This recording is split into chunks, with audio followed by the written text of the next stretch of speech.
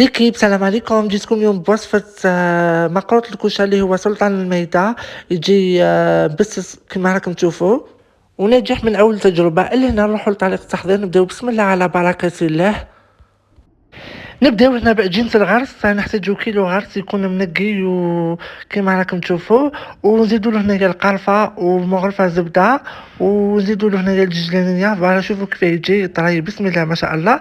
هنا نروحوا لعجينة المقروط. هنا في عجينة المقروط نحتاجو 4 كيلات دقيق يكون تاع المقروط متوسط. فوالا ونحتاجو كيلو سمن وكيلو مزهر وفقرصة ملح، ونخليوه يبات ليلة كومبلي. بعد كي يبات ويخلص نجيبو هنايا الحليب ونلموه بالحليب كيما راكم تشوفوا حتى تصبح عندنا عجينه. اللي هنا نجيو نستعملوا حربوش تاعنا فوالا، ونجيبو عجينه الغرس تاعنا ونحشيو المقروط تاعنا فوالا، ونسكروا ليه كيما راكم تشوفوا. وهنايا لنبيبه كيما راكم تشوفوا.